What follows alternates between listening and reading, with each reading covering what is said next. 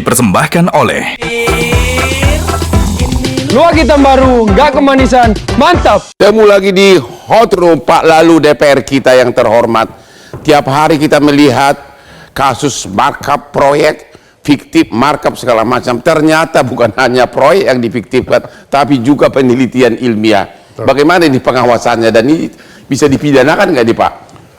Ya, pertama begini Bang, kami di Komisi 10 tentu bermitra dengan Kementerian Pendidikan Tinggi, Sains dan Teknologi beserta beliau di Badan Riset Inovasi Nasional. Nah, tentu dengan persoalan yang terjadi hari ini, kami di Komisi 10 juga menyampaikan kepada Kemdikti-Saintek dan BRIN untuk melakukan investigasi.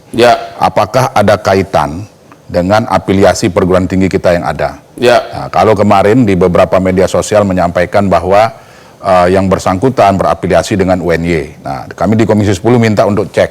Nah, ternyata setelah dicek, yang bersangkutan tidak berstatus sebagai dosen ataupun PNS yang ada di UNY. Seperti itu kondisinya. Nah, sehingga kalau dengan demikian, maka Kemdikti-Saintek tidak bisa untuk melakukan langkah-langkah lebih lanjut. Apakah ini termasuk di dalam pelanggaran secara akademik atau pelanggaran secara institusi, tentu itu nggak bisa dilakukan dan uang negara tidak dirugikan begitu. Ya, jadi ini tidak menggunakan uang negara karena memang dia adalah peneliti independen statusnya. Peneliti independen. Peneliti independen. Kalau saya salah nanti mungkin bisa disampaikan oleh Pak Deputi. Nah, melihat kondisi ini maka kami menekankan adalah integritas akademik. Karena integritas akademik itu merupakan satu pondasi yang harus kita bangun bersama. Artinya apa? Jangan sampai hanya gara-gara nilai setitik rusak susu sebelanga. Emang masih kita punya integritas?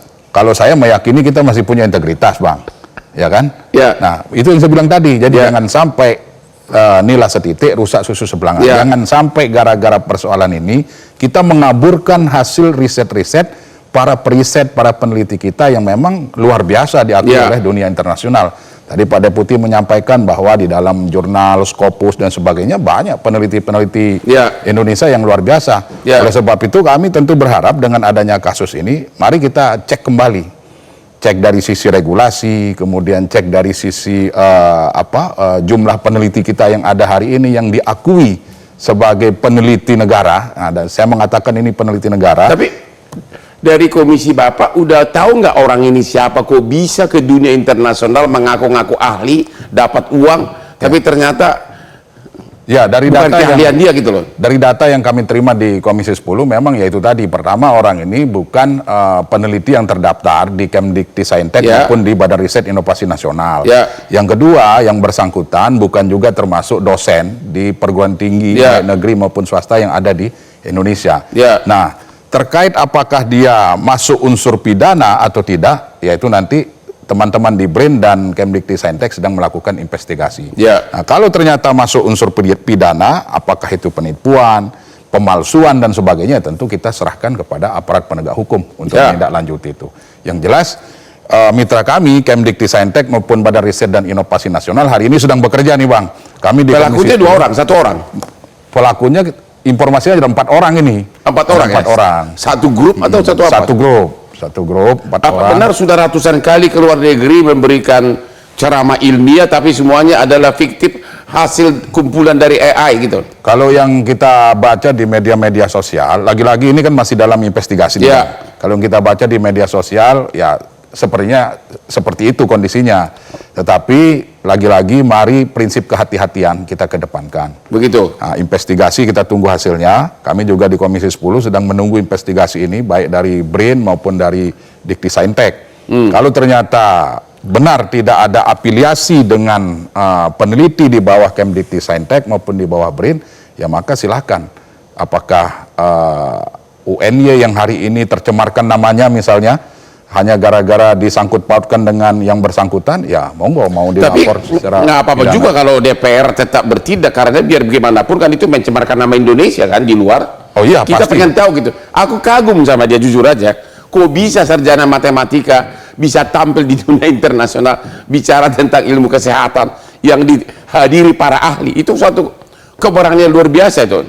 Iya, saya sepakat kalau dari sisi seperti itu Bang. Artinya ternyata orang-orang Indonesia ini lebih kreatif, Bang. Lebih kreatif. Lebih kreatif dari apa yang kita pikirkan. Mungkin lebih kreatif dari peneliti yang sesungguhnya gitu loh. Begitu ya? Nah, itu yang terjadi. Aduh, gimana Ibu Ina dari segi dunia pendidikan? Jadi apa yang perlu, kualitas, kuantitas, publikasi atau apa nih? Apa benar itu semua sudah ada, ilmu itu semua sudah ada di AI, tinggal kita kumpulin, benar nggak itu? Sebetulnya memang AI, kita terlepas dari bicara sistem mau kualitas, kualitas, sebetulnya akar masalahnya kan kembali ke integritas tadi, mentalitas menerabas. Sebetulnya bangsa kita harus diakui, ini kan 50 tahun lebih tidak ada perubahan, sudah ditulis oleh Kuncharaningrat tahun 70-an. 50 tahun tidak ada perubahan apa?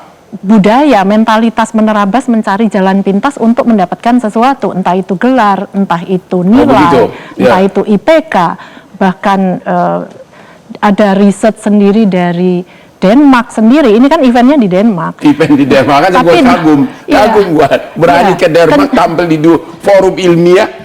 Coba, padahal fiktif. Jadi keberanian dan kepercayaan dirinya patut diacungi jempol. Tapi soal mengejutkannya bagi saya tidak mengejutkan karena riset di Denmark sendiri 2 tahun lalu, menariknya itu sempat ada survei internasional mengenai ketidakjujuran akademik, dan Indonesia itu ditempatkan dalam ranking yang salah satu yang tertinggi. Memang metode riset tertinggi tidak jujur Indonesia. Salah satu. Tempo menampilkan nomor 2, ranking 2. Memang diprotes mengenai metodologinya, tapi lucunya kita seolah-olah malah ngaku membawa aktornya ke Denmark itu sendiri, meskipun diprotes metodologinya. Ini contohnya, orangnya ada, begitu. Nah, itu menariknya di situ.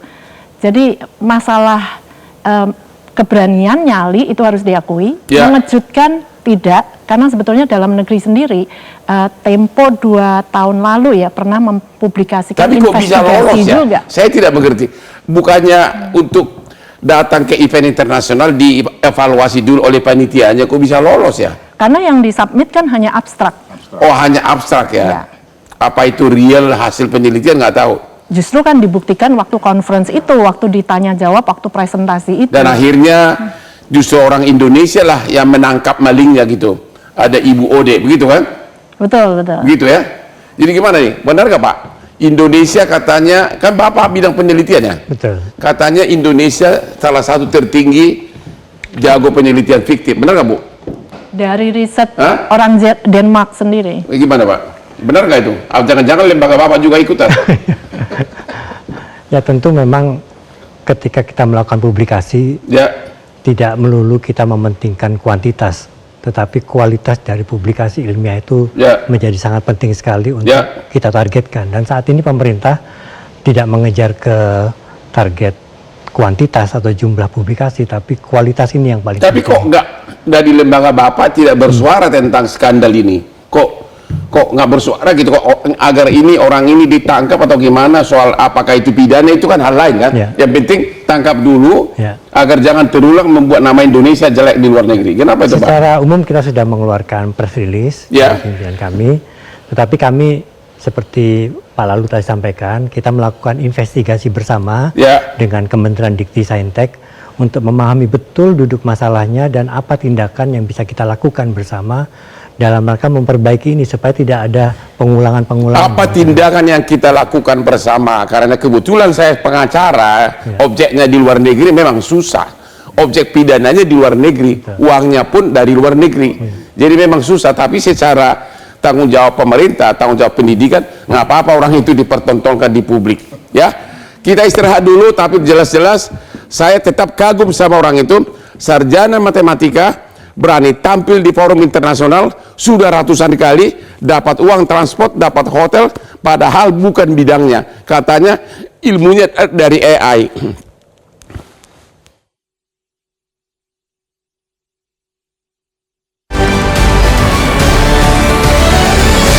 Dipersembahkan oleh